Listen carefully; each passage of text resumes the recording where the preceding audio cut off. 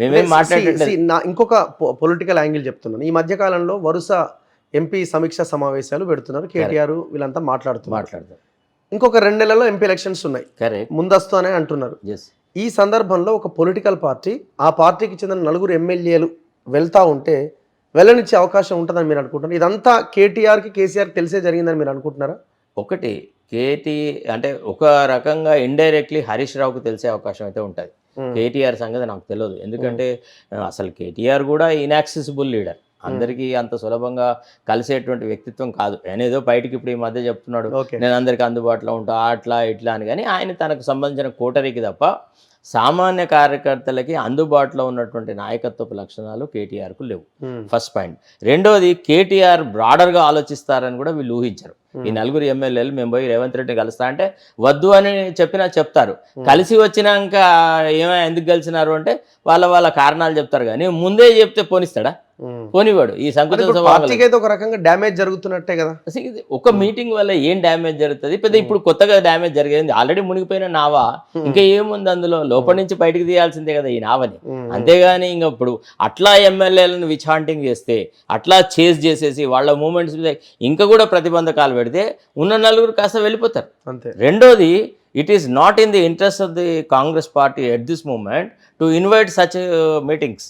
ఉన్నారా? ఒక పార్టీ అధ్యక్షుడిగా రేవంత్ గారు ఆలోచించాలి. ఇప్పుడు వాళ్ళు ఏదైతే చేశారో, ఏ రకంగా అయితే పార్టీ ఎమ్మెల్యేలకి గాలం వేసేసి తీసుకొని అప్రతిష్ట పాలై సర్వనాశనమైనారు రాజకీయంగా, ఆ పనులు మేము ఇప్పుడిప్పుడే చేస్తామా? పుట్టి 3 రోజులు కాలేదు, అప్పుడే ఇప్పుడు సుస్థిరమైన ప్రభుత్వం మా దగ్గర ఉంది. ఒకటి, గొప్ప పబ్లిక్ ఒపీనియన్ ఉంది. కాంగ్రెస్ పార్టీని గెలిపించాలని ఒక అభిమానాలు, ప్రేమతోని గెలిపించుకున్నారు. తర్వాత నిరుద్యోగుల ఆర్తి, నిరుద్యోగుల యొక్క సమస్యలు, తర్వాత సామాజిక మాధ్యమాలలో వాళ్ళ మీద జరిగిన అటాక్లు, ఇవన్నీ క్యుములేటివ్ ఎఫెక్ట్గా ఈనాడు ప్రభుత్వం ఏర్పడింది. ఎంతో కొంత ఒక 20 to 25% అయితే affection towards the Congress party ఉండింది కదా. ఆ ఎఫెక్షన్ ఇప్పుడే దూరం చేసుకుంటారా? హార్డ్ కోర్ కాంగ్రెస్ కార్యకర్త ఎవడైనా ఇష్టపడతాడా? ఇప్పుడు మేము గ్రామాల్లో అబ్జర్వ్ చేస్తాం. ఇంకొకటి, ఇప్పుడు పొలిటికల్ స్ట్రాటజీలో భాగంగా రేవంత్ రెడ్డి ఇప్పుడు వాళ్ళు రావడానికి ఇంట్రెస్ట్గా ఉన్న ఫస్ట్ అయితే వచ్చి ఒకసారి ఒక ఫోటో దిగండి, కలవండి అని చెప్పి దాన్ని, ఇప్పుడు మొన్న మీరు అక్బరుద్దీన్ ఓవైసీ చూశారు, లండన్కి పిలిచి ఫోటో దిగి ఫోటో మీడియాలో వచ్చేసింది. సో ఇమీడియట్గా ఏమైంది లైన్. సో ఒకవేళ గవర్నమెంట్ అట్టిట్ అయ్యే పరిస్థితున్నా ఎంఐఎం సపోర్ట్గా నిలబడుతుంది అన్న ఒక సంకేతం అనేది కనబడ్డది. So that is political strategy అయి ఉండొచ్చు. సో ఇది కూడా అట్లాంటి స్ట్రాటజీ ఏమన్నా అయి ఉంటుందా? మీరు కొడతా అంటున్నారు కదా, మీరు మమ్మల్ని కొట్టుడు కాదు, ఇదిగో ఒక విషయం షార్ట్ టర్మ్ గెయిన్ ఉంటుంది. ఒకవేళ బీఆర్ఎస్ ఎమ్మెల్యేలను కనుక కాంగ్రెస్లో చేర్చుకుంటే షార్ట్ టర్మ్ గెయిన్ ఉంటుంది. లేని సుస్థిరత ఉన్నట్టుగా నటించడానికి వీలవు తప్ప అది ఏ రకంగా కూడా సంతృప్తికి దారితీయదు. ఎందుకంటే విత్ ఇన్ ది పార్టీయే మళ్ళీ గ్రూపులు ఏర్పడతాయి, సర్వనాశనం అవుతుంది. ఇప్పుడు ఫర్ ఎగ్జాంపుల్ గూడెం మహిపాల్ రెడ్డిని తీసుకొచ్చినాడు, ఏమవుతుంది? ఇది దామోదర రాజనరసింహ కళ్ళల్లో వేలు పెట్టినట్టే అవుతుందా కాదా? కొత్త ప్రభాకర్ రెడ్డిని తీసుకొచ్చినాడు, ఇంకే ఏ కారణాలకు దారితీస్తుంది అంటే అక్కడక్కడ ఉన్న సెకండ్ లైన్ ఆఫ్ లీడర్షిప్ ఉంది కదా, ఎవరైతే పార్టీ టికెట్తోని పోటీ చేసేసి గెలవడంలో సఫలీకృతం కాలేదో వాళ్ళ కళ్ళల్లో వేలు పట్టినట్టే కదా. ఇదే మెదక్ నియోజకవర్గంలో మిగతా వాళ్ళు ఉన్నారు కదా, వాళ్ళందరూ ఎదుగుతారు కదా. దీనివల్ల ఏం ప్రయోజనం ఉంటుంది? తట్టు ఇప్పుడిప్పుడే ఇంకా పాదాలకు పెట్టిన పారానే ఆరలేదు కదండి. ఐ రిమెంబర్ భాటం శ్రీరామ్మూర్తి అనే ఒక కాంగ్రెస్ ఎమ్మెల్సీ డాక్టర్ చెన్నారెడ్డి అందరూ పార్టీ ఎమ్మెల్యేలను తన పార్టీ వైపు తీసుకుంటుంటే 78లో బాటం శ్రీరామ్మూర్తి గారు ఒక పద్యం చదివారు. ఆయన గొప్ప తెలుగు కవి. ఏమని?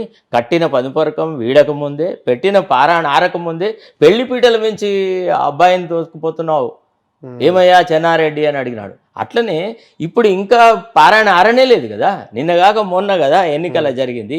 ఇప్పుడిప్పుడే ఒకవేళ ఒక పార్టీ నుంచి ఇంకో పార్టీలోకి ఎమ్మెల్యేలను తీసుకోవడము. మనం ఏమన్నాము?